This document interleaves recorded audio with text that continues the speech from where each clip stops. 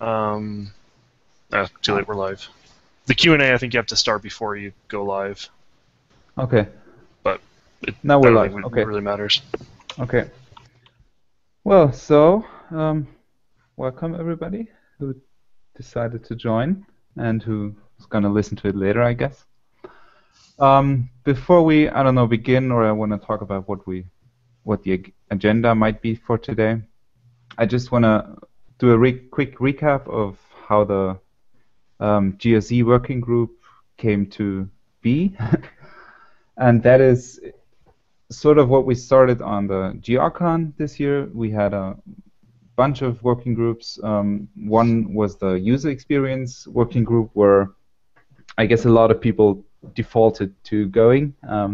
Was quite a large group, and there was lots to talk about. And in the end, we kind of managed to split off a couple of people who concentrated to discuss matters that, yeah, kind of concerned the Radio Companion. And one sort of result from that discussion was the roadmap wiki page that I set up right after, which sort of is like a wish list slash roadmap where to go feature-wise on the Radio Companion.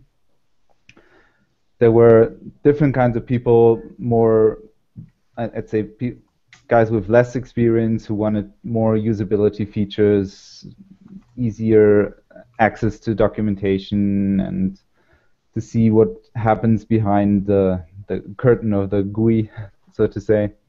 And then there's people who are like heavy users who need multiple pages and just have too much stuff on a single page. And so that was sort of what came together there. And well, from there on, then we, or more or less, I tried to start on doing small parts of what was found to be important at this point. Another thing that was introduced during the GRCon was the start of a Qt port for GRC, meaning not the Qt GUI, but that we wanted to replace the GTK interface of GNU Radio Companion with a Qt version. And it's a project I've been working on during, let's say, the lazy summer months. And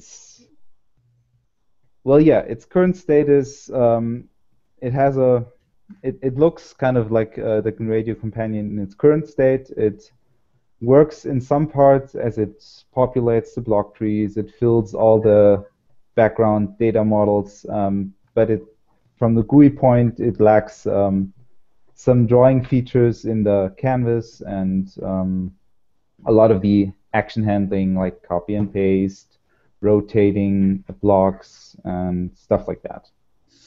So that's kind of the state of the Qt port. Now for today's agenda, I've sort of jogged down a list of stuff we might be discussing, and one, and probably the most important one, is there's lots to do with feature-wise on Radio Companion. We have stuff like we want to group blocks to get a better overview, and runtime changes like dynamically changing a flow graph during runtime, which are all very important and cool features to have. But at some point, the double effort of putting those in a Qt version and a GTK version is just too much. And for now, or for the last months, like starting from the radio conference, I kind of focused on implementing stuff in the GTK version, like the new search or the handling of the endports tags for block descriptions that I found were kind of important to have right away. So I don't know if there's any thoughts on.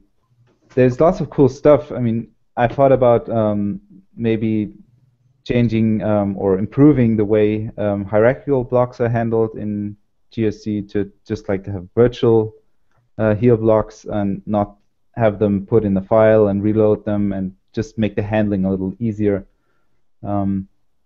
which is a nice feature certainly, but at some point we have to sort of divert the development more towards the Qt port, I guess. So I don't know if there's people. Yeah, one more thing. A lot of ideas came together at that time, and the roadmap wiki page sort of reflects that. But there's not a lot of people who are actually willing to develop those features. I've worked with some people over the last months, and it's always really productive when someone is really lacking a feature and wants to really have that and starts working on that. That's really that works out really well in my experience. So anyone who's listening to this, maybe later or now, if you have a cool feature and you want to implement it, and maybe you just start working on it yourself. So is there anyone with thoughts on my general overview comments? Okay. Another thing that kind of overlaps with the user experience group is the handling of examples for both blocks that are in tree and out of tree modules. And to my understanding, those are usually installed to some subfolder under user share or user local share or whatever prefix is chosen. And what I think would be pretty cool to have those accessible from GRC like right away. To have, I've seen this in other applications where you have like a splash screen that allows you to reopen old files, or maybe presents you with a maybe tree-like structure showing you cool examples that you can check out to not only learn about New Radio, but also maybe to learn about GRC, its features and what it can do. So this would be an interesting thing to have, in my opinion. I don't know if there's stuff. You guys think that's cool?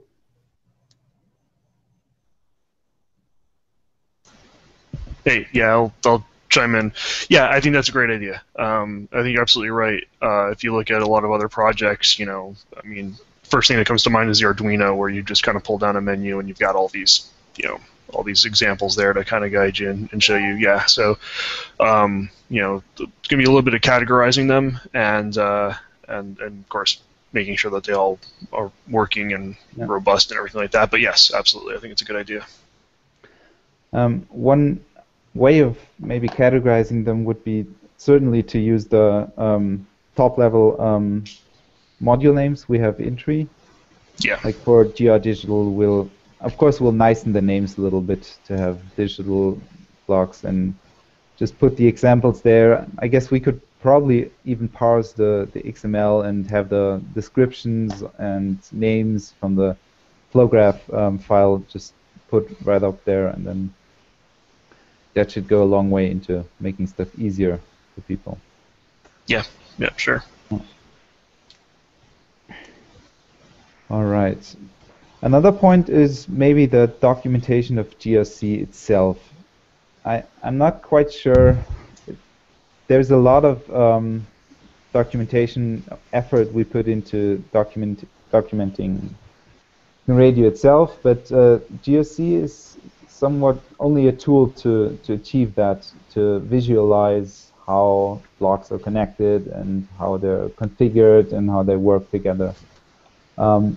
So I guess there's not really a point in putting effort into writing manuals for GRC. I kind of vote for learn by example. Is there? I don't know. I'm trying to think. I mean, there's definitely, if one of those examples would just be the basic guidance of going over what the canvas is, the block tree, how to open up options, those basic things that can be easily done as part of an example. So yeah, I think the only thing is just make sure that the how you build a GRC file, for a new block.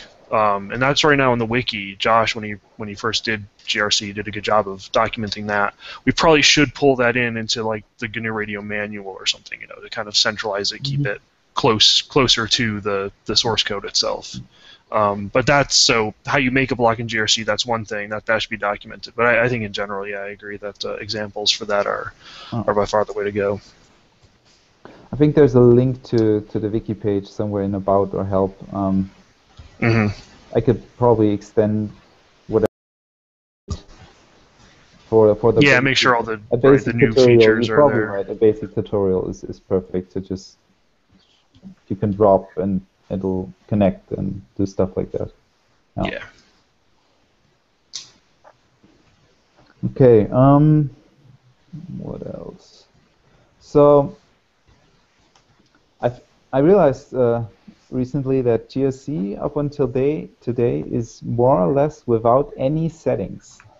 There's rarely an app without any settings. Of course, we have the preferences like the window, position, and title, but there's no settings page per se required until now. From what I read on the mailing list recently was that some people might be interested in setting a font size if you have a hard time seeing. Oh, who's that? Martin? Yeah. Okay. Yeah. Yeah, and another thing is like to maybe have or differentiate between expert options and like everyday use options in the parameters dialog. I'm thinking about stuff like the core affinity.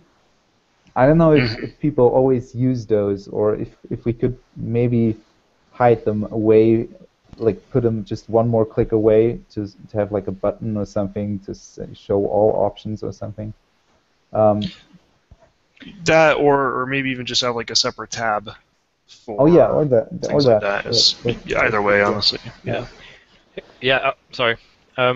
We started collecting some of these ideas on the roadmap page. I'm not quite sure if you've mentioned that already. So like hiding away expert options and settings. There was also the idea of having settings per flow graph settings. Personally like to have is the ability to change the logger output level when I'm using oh sure, yeah, GNU Radio Companion sort of per flow graph. So I'm not quite sure if you've mentioned the roadmap page yet, because there's it's quite an interesting collection of ideas there already. Yeah, I did, but sorry. I really like the idea of tabs. I hate to bring up Simulink here, but they allow you actually to have tabs, I think, and it will go really well for blogs that have a lot of options. We could like split those in multiple tabs. Maybe even have per tab documentation, or have the documentation scroll to the appropriate section or something like that. So I guess tabs is the way to go. Yeah, I definitely like this idea of splitting out these expert options, because I think there's more that we could put into these things, and I was holding back. Like I put in the core affinity because I don't think many people use it, but I do, and I know a few. It was nice to be able to access in GRC. And there's more that I would like to do, but I didn't want to crowd every single block with all of this, what is mostly superfluous to most people's uses. Yeah. So this sounds like a great way to allow us to do that without it becoming this kind of unwieldy set of options. Okay. Well, yeah, so that's probably one thing that might be a candidate to go into the Qt version, I guess. Although the low-hanging fruit somehow. Could be changed really quick. Yeah. So my plans for Qt, for the Qt port right now are to kind of use my Christmas days, Christmas vacation. There's 2 weeks off for us in Germany. So I hope to get more or less running version after that. So in somewhere in January maybe. Cool. But yeah, sorry. I was just saying, cool. I love how everybody I'm talking to is talking about how they're going to use their Christmas break to hack GNU Radio stuff. It's just kind of awesome. If it were a family time, we could have had a hack fest somewhere. Yeah. Well, yeah, but I guess I'm currently the only guy who's actively developing that. So it's not an easy task. So it's gonna take some time to get a stable version. But at the same time, I don't know if you had plans to talk about this later, but the new repo that we set up specifically for you, to coordinate GRC stuff. Part of that is to help grow the community of people who want to do GRC work, so that it can be managed a little bit, well, just as sub-managed projects, so it's not all coming up to Jonathan and myself, so that you can help coordinate specific GRC things. But I said, I don't know if you wanted to talk about that later or what. I guess that's right, the next item on my list. Yeah, okay. So, yeah, like Tom said, we set up a special repo which is going to be a mirror in terms of the master branch of the main GNU Radio repository, through which I'll be pushing all changes in GRC, and which will have the branches. Of course, I'm gonna put the Qt port up there real soon, and all other stuff that people want to work on, or that is being worked on. So if people are interested to see maybe the next steps for GNU Radio Companion, that's going to be on there. I also have the embedded Python blocks, which are almost done, which I'm going to put there too, because they require a lot of testing. So if someone's interested in testing stuff on there, just contact me and I can point you to the appropriate branches.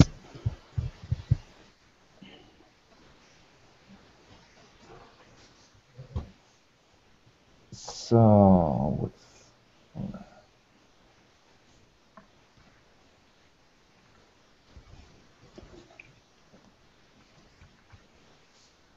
well, interesting maybe would be to maybe talk about how we want to have hierarchical blocks work in GRC. Right now we have this system of generating the Python file and the XML, and then just loading them into there. And it's sort of, it works if you're developing step by step, but you always have to remember about updating any blocks, here blocks you have in your flow graph. Maybe you just change something on another tab, and it's not really, in a sense, portable. That if you go to another machine, you have to build all the other sub graphs before you can start the main file, which is sometimes confusing people when they download some project and wanna, I don't know, check out some of the examples maybe. So, in my understanding, this should be for here blocks that are not intended to be reused, that are just like in one point used to have like a visual grouping of blocks, to have those only in a virtual manner, that they have the same UI, but under the hood in the generated Python file we'll just have the blocks in a flat manner put into the flow graph. I'm not quite sure if that's the smartest or flexible way to go, but it kind of makes sense from a GUI kind of overview perspective. Yeah, I agree. It doesn't have to be a hierarchical block, and so it doesn't really need any changes or interaction with, per se with GNU Radio. It would just be a GRC capability. That seems fair, useful. Okay. So I'll probably add that to the list as well. Okay. Another thing that I want to probably do first before I is start the one thing that's left over from the GSOC project is the Doxygen integration, which is kind of a done feature. It just needs some refinement code-wise. So I'm gonna probably add that really soon. It basically allows you to click on any block and have a Doxygen page open in the browser. And Neela was put a lot of effort into doing this, and yeah. So I'm gonna try to have that merged really soon. That should be a nice features for people who would just want to explore blocks and stuff. Cool. Okay, so does anyone wanna, I don't know, voice a new feature or something that should be added to the list or that we should discuss? Maybe.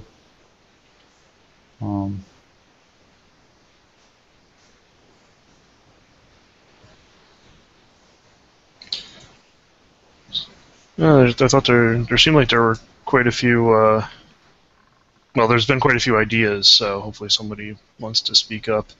I think the only concern that I need to actually look at that roadmap again, is just the idea that the roadmap is just going to grow almost out of control with ideas. So we definitely need people to actually work on the projects that are suggested, as opposed to just waiting for Sebastian to get to them. Oh yeah, that's another point. If somebody's working on stuff and I don't know, maybe you don't want to tell right away, or you're not sure if you're ever going to finish, but it's usually smarter to just share that you're doing this to maybe prevent others from doing the same. So what I did on this roadmap page, or I guess we can rename it to like features or something, is to just put my name behind the feature that I plan on working on, and maybe a little state information to just give like a general idea of how much work or progress I put into this. And so if anyone who wants to do stuff on this, just you can like add or have me add your name to it, and it's in no way mandatory for people to do that then, but it just like helps to coordinate the work, and you don't end up coding something that's almost done by someone else. Right. Okay.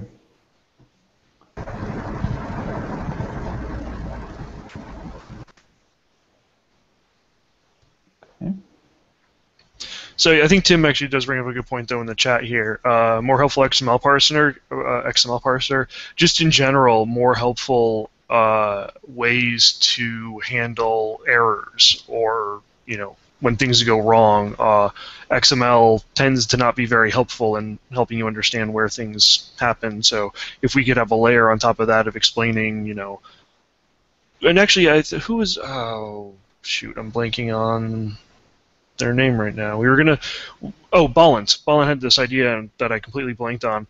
Is like if a block doesn't exist, instead of just dropping that block when you open up the GRC flow graph, we should have like a little ghost block that gives you, like the name of the component that's missing, so that you could figure out why it's missing and then understand how it connects into your flow graph easily.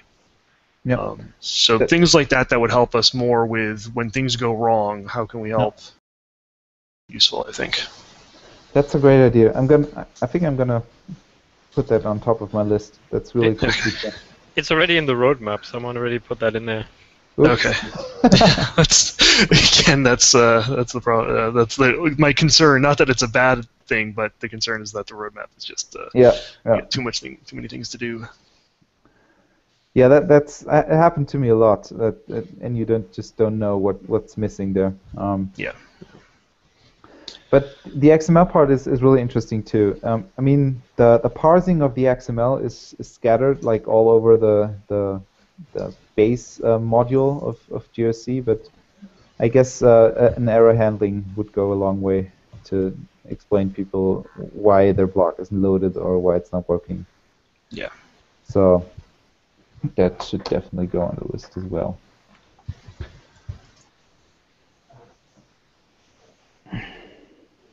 Okay, so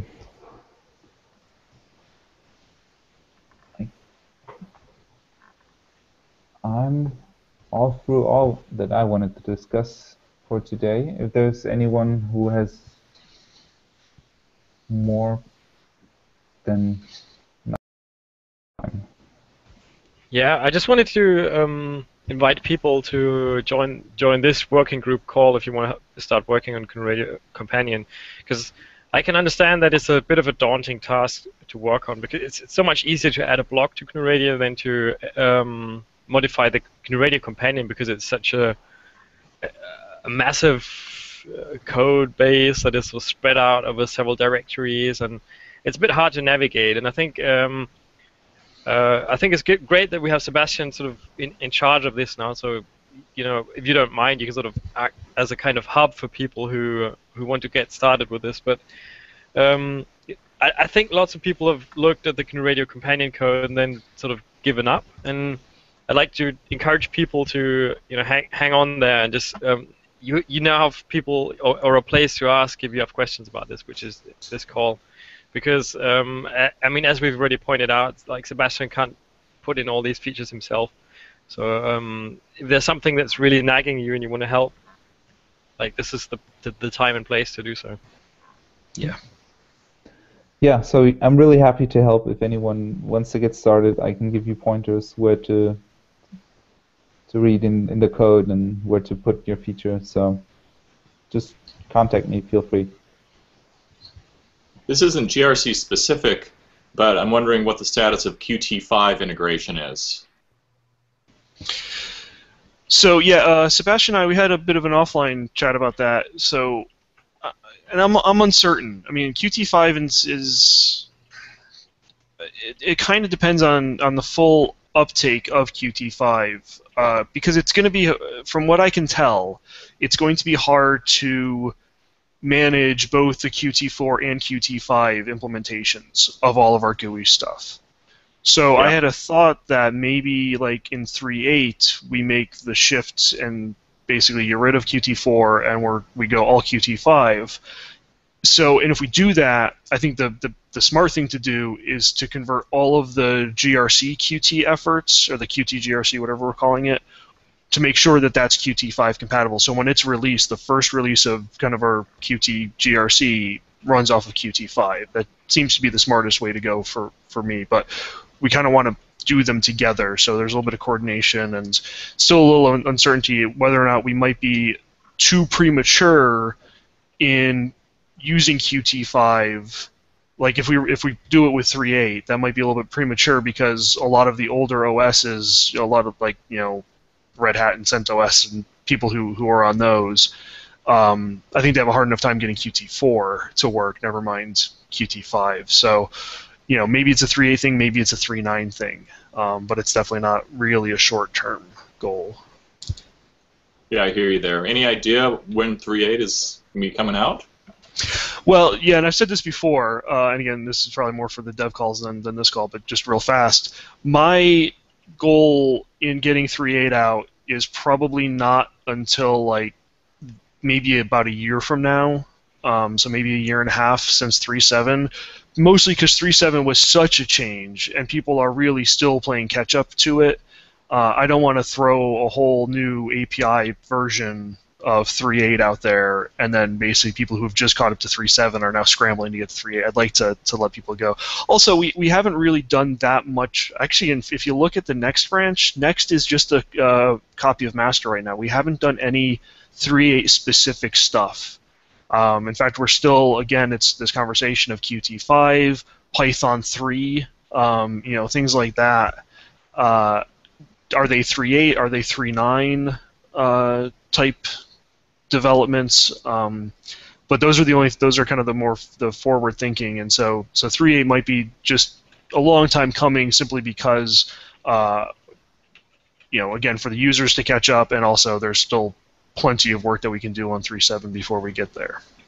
Yeah, that all makes sense. No, I think a year or so to do a transition between Qt4 and Qt5 seems like a very wise idea, whether it's for the the GUI stuff, for GRC, Qt stuff, or whatever.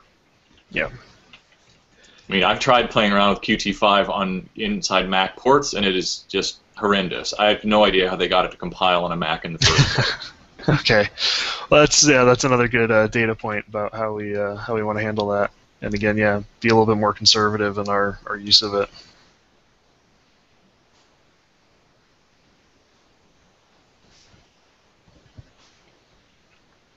All right. That's it from my side. Again, if there's no other comments, nope, then I'd like to close this. Thank you all for joining and listening later. Well, bye-bye. Thanks, Sebastian. Yep, thanks for hosting.